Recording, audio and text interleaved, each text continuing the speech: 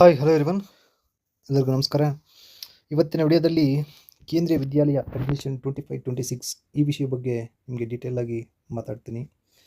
ಎಲ್ಲರೂ ಜಾತಕ ಪಕ್ಷಿಗಳಂತೆ ಕಾಯ್ತಾ ಇದ್ರಿ, ಕೇಂದ್ರೀಯ ವಿದ್ಯಾಲಯ ಅಡ್ಮಿಷನ್ಸ್ ಗೈಡ್ಲೈನ್ಸ್ ಯಾವಾಗ ಬಿಡ್ತಾರೆ ಅಂತ. ಆ ಸಮಯ ಬಂದೇ ಬಿಡ್ತು. ನಾಳೆಯಿಂದನೇ ನೀವು ಅಪ್ಲಿಕೇಶನ್ಸ್ ಆನ್ಲೈನ್ ಮುಖಾಂತರ ಅಪ್ಲೈ ಮಾಡ್ಬೋದು.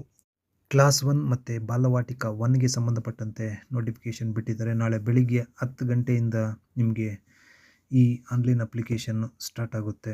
ದಯವಿಟ್ಟು ಎಲ್ಲರೂ ನಾಳೆ ಬೆಳಿಗ್ಗೆಯಿಂದ ಸ್ಟಾರ್ಟ್ ಮಾಡಿ. ನೋಡಿ ಏನೇನು ಅದರಲ್ಲಿ ಗೈಡ್ಲೈನ್ಸ್ ಬಿಟ್ಟಿದ್ದಾರೆ. ಓಕೆ, ಹೊಸದಾಗಿ ನೀವು ಈ ಕೇಂದ್ರೀಯ ವಿದ್ಯಾಲಯಕ್ಕೆ ಮಕ್ಕಳನ್ನ ಸೇರಿಸ್ಬೇಕಂದ್ರೆ ಏನೇನು ದಾಖಲೆಗಳು ಬೇಕಾಗುತ್ತೆ, ಓಕೆ, ಅಡ್ಮಿಷನ್ ಪ್ರೊಸೀಜರ್ ಯಾವ ರೀತಿ ಆಗುತ್ತೆ, ಯಾರ್ಯಾರಿಗೆ ಫಸ್ಟ್ ಪ್ರಿಫರೆನ್ಸಸ್ ಕೊಡ್ತಾರೆ ಈ ಸ್ಕೂಲ್ಸಲ್ಲಿ ಅಡ್ಮಿಷನ್ಸಲ್ಲಿ ಅನ್ನೋದ್ರ ಬಗ್ಗೆ ಸ್ವಲ್ಪ ಬ್ರೀಫಾಗಿ ಡಿಸ್ಕಷನ್ ಮಾಡೋಣ.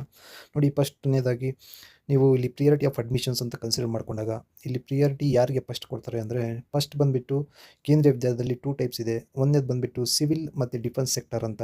ಜನರಲ್ ಎಲ್ಲದರಲ್ಲೂ ಅದರಲ್ಲಿ ಜನರಲಾಗಿ ಕನ್ಸಿಡರ್ ಮಾಡ್ತಾರೆ.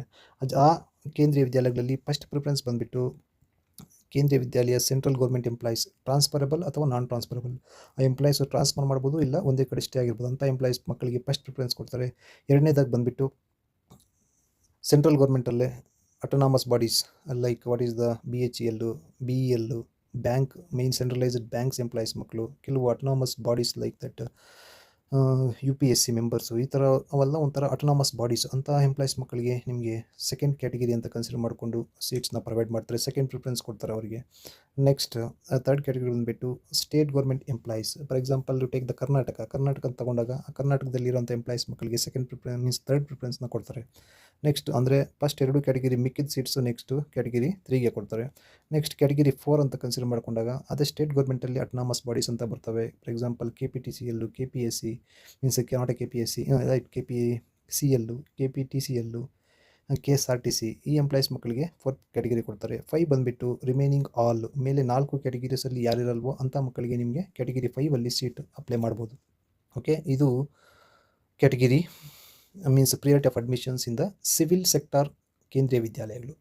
ಅದು ಬಿ ಬಂದುಬಿಟ್ಟು ಕೇಂದ್ರೀಯ ವಿದ್ಯಾಲಯ ಬಿ ಬಂದುಬಿಟ್ಟು ಅಂಡರ್ ದ ಪ್ರಾಜೆಕ್ಟ್ ಸೆಕ್ಟರಲ್ಲಿ ಯಾವ ರೀತಿ ಕನ್ಸಿಡರ್ ಮಾಡ್ತಾರೆ ಅಂದರೆ ದ ಸೇಮ್. ಇಲ್ಲಿ ಏನಾಗುತ್ತೆ, ಒಂದು ಕ್ಯಾಟಗಿರಿ ಜಾಸ್ತಿ ಆಗುತ್ತೆ, ಸೇಮ್ 5 ಕ್ಯಾಟಗಿರಿ ಹಂಗೆ ಇರುತ್ತೆ. ಇಲ್ಲಿ ಆ ಪ್ರಾಜೆಕ್ಟ್ ಅಂಡರ್ ಏನು ವರ್ಕ್ ಮಾಡ್ತಿರ್ತಾರೆ, ಫಾರ್ ಎಕ್ಸಾಂಪಲ್ ISRO ಆಗಿರ್ಬೋದು ಅಥವಾ NAL ಆಗಿರ್ಬೋದು, ರೈಟ್, NAL ಅಥವಾ ISRO. Next what is the railway wheel factory, ಈ ಥರ ಒಂದು ಏನು ಸ್ಪಾನ್ಸರ್ಡ್ ಇರ್ತವೆ. ನೆಕ್ಸ್ಟ್ ಅಗೇನು IISc ಆಗಿರ್ಬೋದು, IISc ಒಂದು ಇಂಡಿಯನ್ ಇನ್ಸ್ಟಿಟ್ಯೂಟ್ ಆಫ್ ಸೈನ್ಸ್ ಅದರೊಳಗಡೆ ಇರುತ್ತೆ ಒಂದು ಸ್ಕೂಲು, ರೈಟ್. ಅಂಥ ಸ್ಕೂಲ್ಸ್ ಕೂಡ ಕೆಲವು ಪ್ರಾಜೆಕ್ಟ್ ಓರಿಯೆಂಟೆಡ್ ಆಗಿರುತ್ತೆ. ಆ ಪ್ರಾಜೆಕ್ಟಲ್ಲಿ ವರ್ಕ್ ಮಾಡ್ತಿರೋಂಥ ಎಂಪ್ಲಾಯೀಸ್ ಮಕ್ಕಳಿಗೆ ದ ಫಸ್ಟ್ ಪ್ರಿಫರೆನ್ಸ್ನ ಕೊಡ್ತಾರೆ.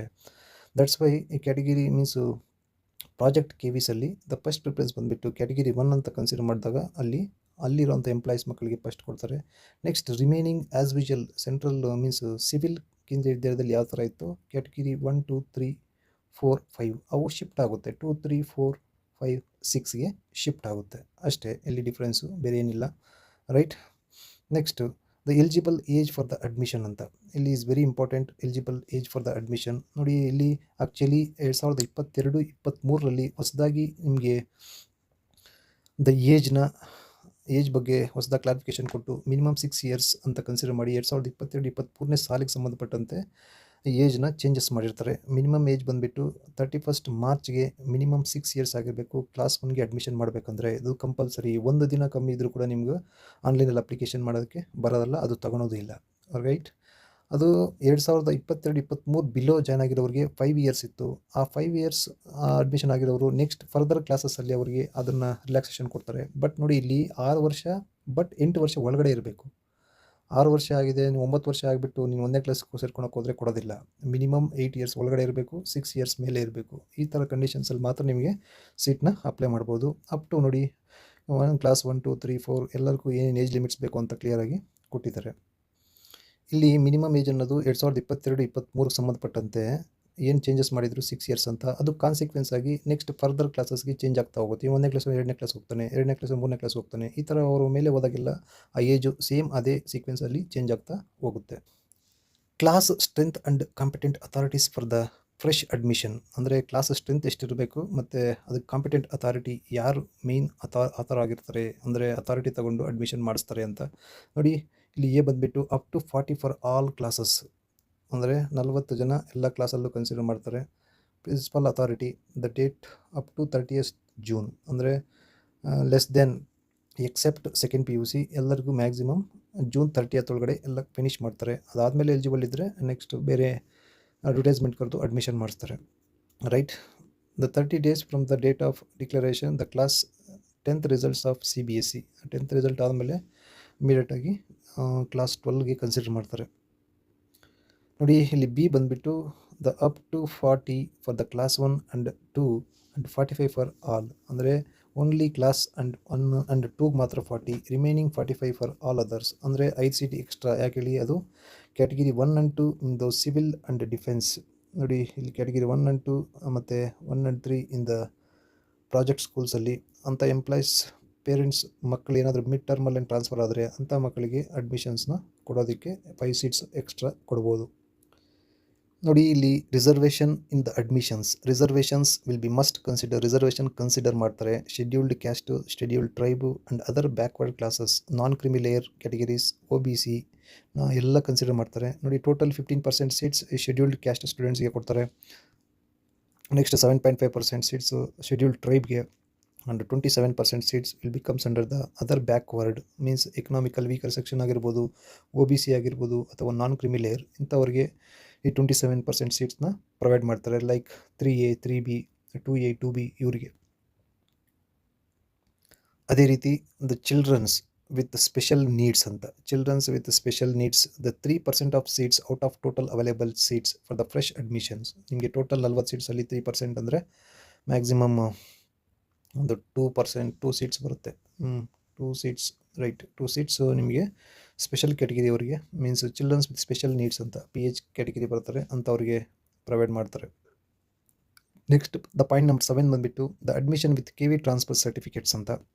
ಇದೇನು ಕ್ಲಾಸ್ 1ಗೆ ಸಂಬಂಧಪಟ್ಟಂತಲ್ಲ, ಅದಾದಮೇಲೆ ಬರುವಂಥವ್ರಿಗೆ ಆಲ್ರೆಡಿ ಗೊತ್ತಿರ್ತದೆ ಅದಕ್ಕೆ ಯಾವ ರೀತಿ ಟ್ರಾನ್ಸ್ಫರ್ಸ್ ಆಗೋಬೇಕು. ಅಲ್ಲಿ ಕ್ಯಾಟಗಿರಿ 1 2 3 4 ಅಂತ ಏನು ಎಂಪ್ಲಾಯ್ಸ್ ಇದ್ದಾರೆ, ಅವ್ರು ಯಾವುದೋ ಒಂದು ಊರಿಂದ ಇನ್ನೊಂದು ಊರಿಗೆ ಟ್ರಾನ್ಸ್ಫರ್ ಆದಾಗ ಅದರ TC ಇಂದ ತೊಗೊಂಡು ನಿಮಗೆ ಅಡ್ಮಿಷನ್ ಕೊಡಬೇಕಾಗುತ್ತೆ.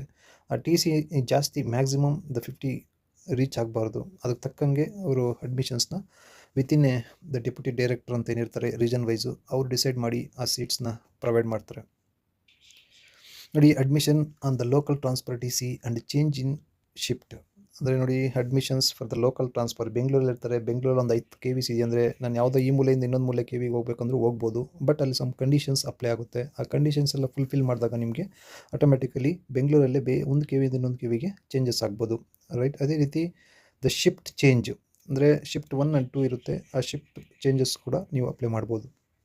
ನೋಡಿ ಇಲ್ಲಿ 3 conditions in the case of allotment of the government. For example ಬೆಂಗಳೂರಲ್ಲಿ ಯಾರೊಬ್ಬ ಗೌರ್ಮೆಂಟ್ ಎಂಪ್ಲಾಯ್ಸ್ ಇರ್ತಾರೆ, ಆ ಎಂಪ್ಲಾಯ್ಸ್ಗೆ ಕೊಟ್ಟಿರುವಂಥ ಅಕಾಮಿಡೇಷನ್ ಬೇರೆ ಕಡೆ ಶಿಫ್ಟ್ ಮಾಡಿದಾಗ ಅಂಥ ಕಡೆ KVs to KV local consider ಮಾಡ್ತಾರೆ. ಸಮ್ ಕಂಡೀಷನ್ಸಲ್ಲಿ ಏನಾದರೂ ಮೆಡಿಕಲ್ ರೀಸನ್ಸ್ ಇದ್ದರೆ ಅಂಥ ಕಂಡೀಷನ್ಸಲ್ಲೂ ಕೊಡ್ತಾರೆ. ಅದೇ ರೀತಿ ನೋಡಿ ಇಲ್ಲಿ ಏನಂತ ಹೇಳಿದ್ವಲ್ಲ ಆಗಲೇ, what is the thing year, the change of shift ಅಂದರೆ ದ ಸಿಬ್ಲಿಂಗ್ಸ್ ಯಾವುದೋ ಒಂದು ಬೇರೆ ಸ್ಕೂಲಲ್ಲಿ ಓದ್ತಿರ್ತಾರೆ, ಇವ್ರು ಯಾವುದೋ ಇನ್ನೊಂದು ಸ್ಕೂಲಲ್ಲಿ ಓದ್ತಿರ್ತಾರೆ, ಅಥವಾ ಒಬ್ಬ ಸಿಬ್ಲಿಂಗು ಫಸ್ಟ್ ಶಿಫ್ಟಲ್ಲಿ ಓದ್ತಿರ್ತಾನೆ, ಇನ್ನೊಬ್ಬ ಅವನ ತಮ್ಮ ಸೆಕೆಂಡ್ ಶಿಫ್ಟಲ್ಲಿ ಓದ್ತಿರ್ತಾರೆ. ಅಂಥ ಕಂಡೀಷನ್ಸಲ್ಲಿ ಆ ಪ್ರಿನ್ಸಿಪಾಲ್ ವಿವೇಚನೆಗೆ ಬಿಟ್ಬಿಟ್ಟು ಒಂದು ಶಿಫ್ಟ್ ಚೇಂಜಸ್ನ ಮಾಡ್ತಾರೆ. ರೈಟ್, ಪ್ರಿನ್ಸಿಪಾಲ್ಗೆ ವಿವೇಚನೆಗೆ ಬಿಟ್ಟಿದ್ದು ಆ ಶಿಫ್ಟನ್ನು ಚೇಂಜ್ ಮಾಡೋದು. ಅಂದರೆ ಕಂಡೀಷನ್ ಬಂದುಬಿಟ್ಟು ಸಿಬ್ಲಿಂಗ್ ಅಣ್ಣ ತಮ್ಮಂದರು ಬೇರೆ ಬೇರೆ ಶಿಫ್ಟಲ್ಲಿ ಓದ್ತಾ ಇದ್ದಾಗ ಆ ಕಂಡೀಷನ್ನ ಕನ್ಸಿಡರ್ ಮಾಡಿಕೊಂಡು ನಿಮಗೆ ಸೀಟ್ನ ಕೊಡ್ತಾರೆ ಅಂದರೆ ಟ್ರಾನ್ಸ್ಫರ್ನ ಕೊಡ್ತಾರೆ. Right, the students of state boards ICSE for the admission in the class 11 in the ಕೇಂದ್ರೀಯ ವಿದ್ಯಾಲಯಸ್. ಫಸ್ಟ್ PUCಗೆ ಜಾಯ್ನ್ ಆಗಬೇಕಂದ್ರೆ ದ ಫಸ್ಟ್ KV ಸ್ಟೂಡೆಂಟ್ಸ್ಗೆ ಮತ್ತು CBSE ರಿಲೇಟೆಡ್ ಸ್ಟೂಡೆಂಟ್ಸ್ಗೆ ಫಸ್ಟ್ ಪ್ರಿಫರೆನ್ಸ್ ಕೊಟ್ಬಿಟ್ಟು ನೆಕ್ಸ್ಟ್ ಅನದರ್ ICSE ಸಿಲೆಬಸ್ ಆಗಿರ್ಬೋದು ಅಥವಾ ಬೇರೆ ದ ಬೋರ್ಡ್ಸ್ ಇಂದ ಬಂದಿರೋಂಥ ವಿದ್ಯಾರ್ಥಿಗಳಿಗೆ ಪ್ರಿಫರೆನ್ಸಸ್ನ ಕೊಡ್ತಾರೆ. The next the fresh admission for the class 10 and class 12 means PUC second PUC ಮತ್ತು 10ನೇ class. See here the fresh admissions, the class 10 and class 12 other than KV students will be entertained subject to the availability of vacancies. ಆ subject ಸಂಬಂಧಪಟ್ಟಂತೆ vacancy ಇದ್ದಾಗ ಮಾತ್ರ ಅವರಿಗೆ seat ಕೊಡ್ತಾರೆ. ಅದ್ರ ಜೊತೆಗೆ ಕೆಲವು ಕಂಡೀಷನ್ಸ್ನ ಹಾಕಿರ್ತಾರೆ. 55% ಮಾರ್ಕ್ಸ್ ತೊಗೊಂಡಿರಬೇಕು 10th ರೈಟ್, CBSE ಅಫಿಲೇಟೆಡ್ ಸ್ಕೂಲಲ್ಲೇ ಓದಿರಬೇಕು. ಈ ಥರ ಕೆಲವು ಕಂಡೀಷನ್ಸ್ನ ಹಾಕಿ ಏನು ಗೈಡ್ಲೈನ್ಸ್ ಇದೆಯೋ ಆ ಗೈಡ್ಲೈನ್ಸ್ ಪ್ರಕಾರ ಅವ್ರು ಎಲಿಜಿಬಲ್ ಇದ್ದರೆ ಸೀಟ್ನ ಕೊಡ್ತಾರೆ. ದ ಪಾರ್ಟ್ ಸಿ ಬಂದುಬಿಟ್ಟು ಪ್ರೊಸೀಜರ್ ಫಾರ್ ದ ಅಡ್ಮಿಷನ್. ನೋಡಿ, ಫಾರ್ ಎಕ್ಸಾಂಪಲ್, ಈಗ ಕ್ಲಾಸ್ ಫಸ್ಟ್ ಬಿಟ್ಬಿಡಿ, that is entirely fresh admission. Online application ಹಾಕ್ತೀರಾ, ಅದ್ರ ಪ್ರಕಾರ ಏನು ಗೈಡ್ಲೈನ್ಸ್ ಇದೆ ಅದ್ರ ಪ್ರಕಾರ ಸೀಟ್ ಸಿಗುತ್ತೆ. ಬಟ್ ನೀವು ಕ್ಲಾಸ್ 2 ಕ್ಲಾಸ್ 3 ಅಂತ ಕನ್ಸಿಡರ್ ಮಾಡ್ಕೊಂಡಾಗ ರಿಜಿಸ್ಟ್ರೇಷನ್ ಮಾಡಬೇಕು. ಫಾರ್ ಎಕ್ಸಾಂಪಲ್, ಒಂದು ಸ್ಕೂಲಲ್ಲಿ ಫಾರ್ ಎಕ್ಸಾಂಪಲ್ ಕ್ಲಾಸ್ 2 ಅಲ್ಲಿ ಸೀಟ್ಸ್ ವೇಕೆಂಟ್ ಇಲ್ಲ ಅಂದರೆ ಅವರು ರಿಜಿಸ್ಟ್ರೇಷನ್ ಮಾಡಿದ್ರು ನಿಮಗೆ ಸೀಟ್ ಕೊಡೋಕ್ಕೆ ಬರೋದಿಲ್ಲ. ಅಂದರೆ ಅವರು ತೋರಿಸೋದಿರಲ್ಲ, ನೋಟಿಸಲ್ಲಿ ತೋರಿಸಿರಲ್ಲ, ಅಂಥ ಸೀಟ್ಸ್ಗೆ ನಾವು ರಿಜಿಸ್ಟ್ರೇಷನ್ ಮಾಡಿಸ್ಕೊಳೋದೇ ಇಲ್ಲ ಅವರು.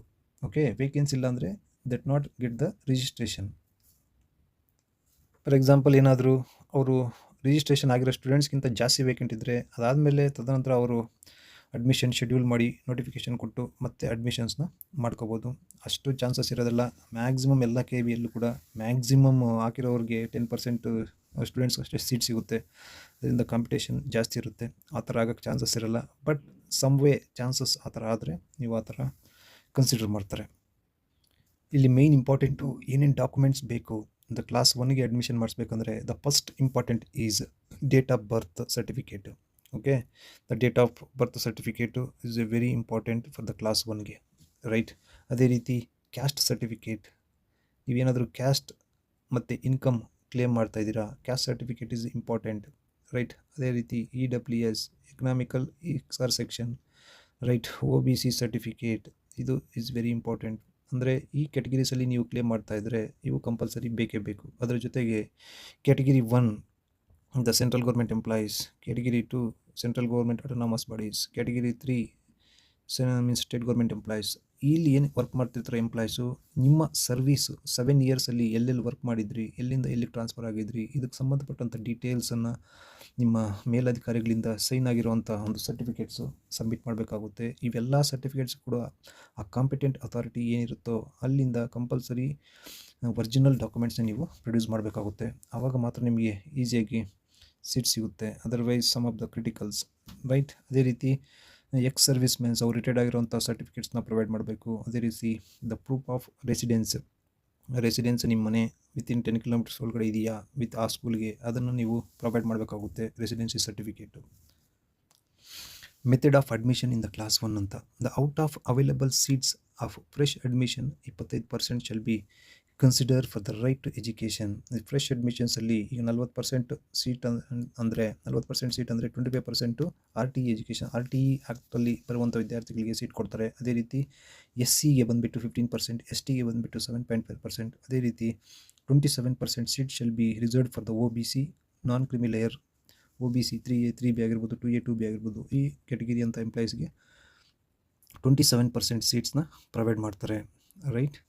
After admission of the students under RTE act, the children with special needs. ಈ RTE ಆದಮೇಲೆ special care of the students ಇದೆಯಲ್ಲ, childrens with special care needs ಅಂತ belonging with to category 1 will be taken up. ಇದು ಆದಮೇಲೆ category 1 ಮತ್ತು 2 consider ಮಾಡ್ಕೊತಾರೆ. ಈ ರೀತಿ ನಿಮಗೆ ಸೀಟ್ನ admission process for the class 1ಗೆ ಆಗುತ್ತೆ. ರಿಮೈನಿಂಗ್ 50% ಕ್ಯಾಟಗಿರಿ 1 2 3 4 5 ಇವೆಲ್ಲ ಕನ್ಸಿಡರ್ ಮಾಡ್ತಾರೆ. ಅದ್ರ ಜೊತೆಗೆ ಈ SC ST ಅಂತ ಏನು ಕ್ಯಾಟಗಿರಿ ಕ್ಲೇಮ್ ಮಾಡ್ತಾರೋ, ಈ ಎಂಪ್ಲಾಯೀಸ್ ಕ್ಯಾಟಗಿರಿ 1 2 ಅಲ್ಲಿ ಬರ್ತಾರಲ್ಲ, ಆ ಎಂಪ್ಲಾಯೀಸಿಗೂ ಕೂಡ ಆ SC ST ಕ್ಯಾಟಗಿರಿನ ಕ್ಲೇಮ್ ಮಾಡ್ಬೋದು. ನೋಡಿ, ಇಲ್ಲಿ ಟೋಟಲ್ ಸೀಟ್ಸ್ ಬಂದುಬಿಟ್ಟು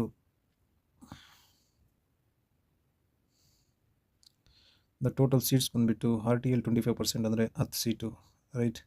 ಅದೇ ರೀತಿ SC 15% 6 ಸೀಟ್ಸ್ ಇದೆ. NCL 11 seats. Next 3% of seats 2 ಬರುತ್ತೆ. ಟೋಟಲ್ 30 ಸೀಟ್ಸ್ ಆಗುತ್ತೆ. ರಿಮೈನಿಂಗ್ ಕ್ಯಾಟಗಿರಿ 1 2 3 ಅದರ ಕನ್ಸಿಡರ್ ಮಾಡಿಕೊಂಡು ಸೀಟ್ಸ್ನ ಪ್ರೊವೈಡ್ ಮಾಡ್ತಾರೆ, ರೈಟ್.